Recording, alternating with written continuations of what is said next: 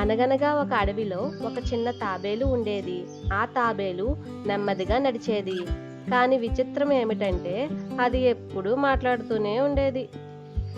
ఉదయం, మధ్యాహ్నం, రాత్రి, నిద్రలో కూడా మాట్లాడుతూనే ఉండేది.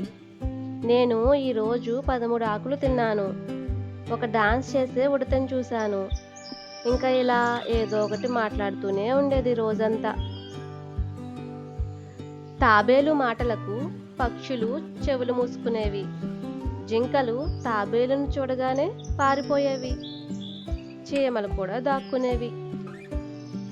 తాబేలు ఎవరూ మాట్లాడడానికి లేక రాయితో మాట్లాడుతూ ఉండేది. ఒక రోజున 2 బాతులు అడవిలోకి వచ్చాయి.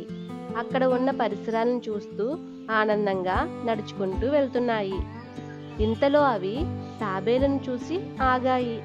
ఎందుకంటే ఆ సమయంలో తాబేలు రాయితో మాట్లాడుతూ ఉంది.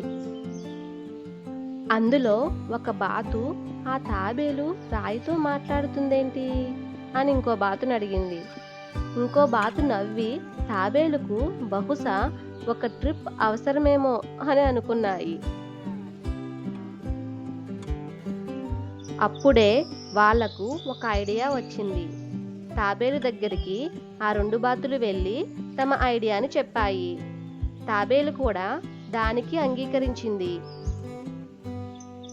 ఆ బాతులు ఒక పొడవాటి కర్రని తీసుకువచ్చి తాబేలుతో చెప్పాయి, దీన్ని నువ్వు నోటితో పట్టుకో, మేము అంచుల్ని పట్టుకుని ఎగురుతాము, కానీ నువ్వు నోరు తెరవకూడదు, తెరిస్తే పడిపోతావు.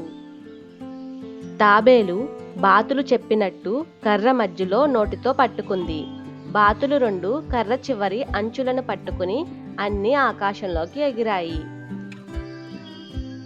అవి ఆకాశంలో ఎగురుతుండగా కొన్ని చిన్న పక్షులు దగ్గరికి వచ్చి నవ్వాయి.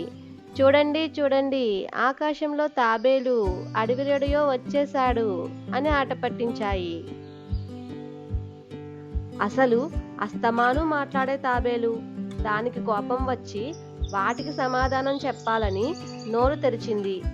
అంతే, ఒక్కసారిగా మట్టిలోకి పడిపోయింది. బాతులు 2 మట్టిలో పడిపోయిన తాబేలుకు సహాయం చేశాయి. అప్పుడు తాబేలుకు బుద్ధి వచ్చి అనవసరంగా మాట్లాడకూడదని, పరిస్థితిని బట్టి మాట్లాడాలని గ్రహించింది.